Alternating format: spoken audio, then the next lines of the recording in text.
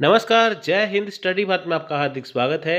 तो UGC net 2023 result update के बारे में बात करेंगे। पूरा वीडियो ध्यान से देखिए, आपको मैं पूरी इसमें इन्फॉर्मेशन देने वाला हूँ रिजल्ट के बारे में। यूजीसी नेट एग्जाम 2023 में अब आपका होगा सिलेक्शन 100%। बिना कोई बुक पढ़े, बिना कोई नोट्स बनाए आप इसे इजीली क्वालिफाई कर सकते हैं, क्योंकि हम आपको देंगे यूजीसी नेट पेपर 1 पेपर 2 के बेस्ट पीडीएफ नोट्स आपके व्हाट्सएप पे। तो पेपर 1 की कॉस्ट है ओनली 750 रुपीज़। इसमें आपको 2023 के according fully updated PDF notes मिलेगा आपको व्हाट्सएप पे, जिसमें theory PDF notes, practice set सब कुछ कवर होगा। सो पेपर 2 के ये सब्जेक्ट लिखे हैं, इसकी कॉस्ट है ओनली 1500, इनकी 1500 रुपये। इसमें पूरा पीडीएफ कंप्लीट आपके व्हाट्सएप पे आएगा, आपको कोई बुक नहीं पढ़नी, कोई नोट्स नहीं बनाने। सो इसके लिए आपको हमें इस नंबर पे कॉन्टैक्ट और व्हाट्सएप करना है, आपको लिखना है बेस्ट 2023 पीडीएफ नोट्स, आपको पूरी जानकारी यहाँ पे मिल जाएगी।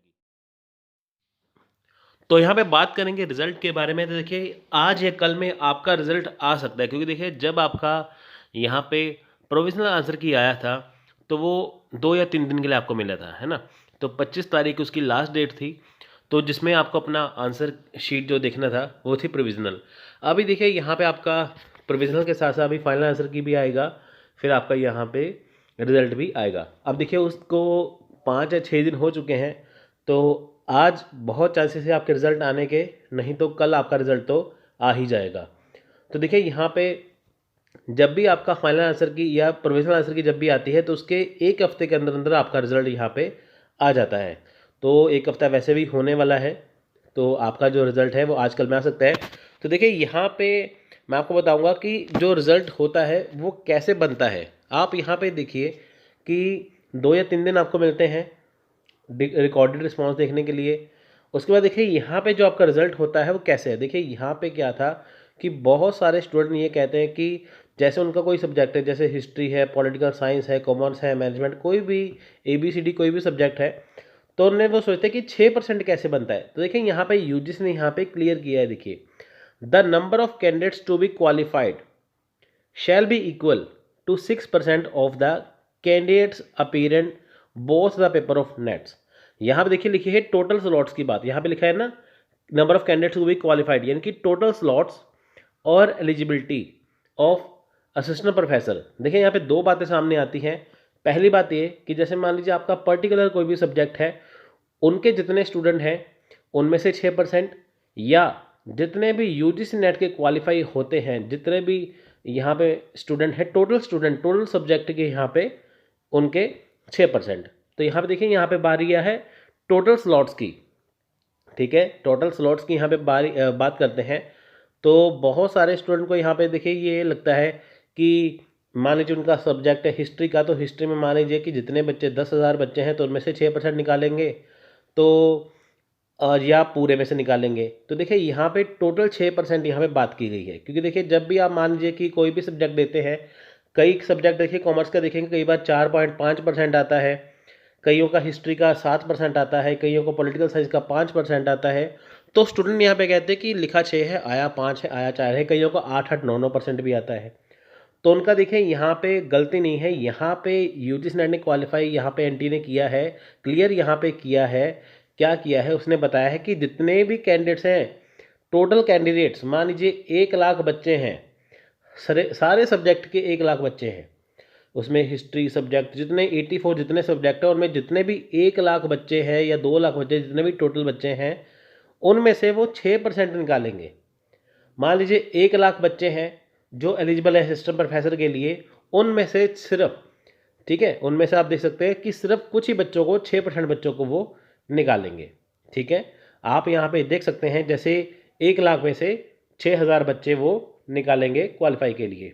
मैं आपको ये एग्जांपल देके चलता हूँ। ठीक है, तो यहाँ पे हम कहते हैं ना कि हमारे सब्जेक्ट में बताया 6% है, आ गया 4%, उनका आ गया 8%। तो ऐसा कुछ नहीं है। एंथ्रोपोलॉजी सब्जेक्ट में देखिए 8-8, 9% आया था पिछली बार, है ना। तो ऐसा नहीं है। ये क्या करते हैं कि जितने भी सब्जेक्ट हैं, टोटल सब्जेक्ट में से जितने इन्होंने असिस्टेंट प्रोफेसर बनाने हैं उनका 6% निकालते हैं। पहले था सब्जेक्ट के अकॉर्डिंग कि सब्जेक्ट से निकालेंगे, अब है यहाँ पे पूरे टोटल कैंडिडेट्स के अकॉर्डिंग कि टोटल कैंडिडेट कितने हैं सभी शिफ्ट के।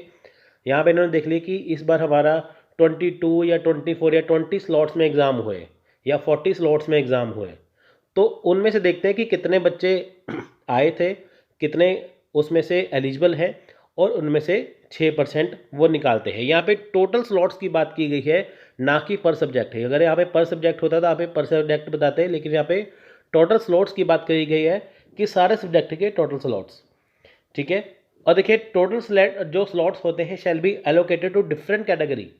आप देखिए जो टोटल स्लॉट है उसे अलग अलग कैटेगरी में बांटा जाता है, जो हमारी रिजर्वेशन पॉलिसी है। 6% तो टोटल निकालेंगे ही, उनमें से देखिए अभी डिफरेंट डिफरेंट कैटेगरी, जैसे जनरल कैटेगरी है, SC ST है, OBC है, उनमें से वो स्टूडेंट को निकालेंगे। अब यहाँ पे सिंपल सा क्राइटेरिया क्या है देखिए यहाँ पे JRF और असिस्टेंट प्रोफेसर के लिए क्या है, अगर आप जनरल कैटेगरी से बिलोंग करते हैं तो आपको 40% एग्रीगेट मार्क्स चाहिए बोथ पेपर में। अगर आप जनरल से नहीं हैं, EWS हैं या SC ST हैं, तो आपको 35% मार्क्स चाहिए। यानी कि देखिए यहाँ पे सिर्फ ही एग्रीगेट मार्क्स हैं, है ना, तभी आपका एग्ज़ाम चेक होगा। सिंपल भाषा में बताऊँ, आपका एग्ज़ाम तभी चेक होगा जब आपने 40% लिया होगा अगर आप जनरल से हैं। आपका एग्ज़ाम तभी चेक होगा अगर आप SC ST से हैं तो 35% आपने लिए हैं।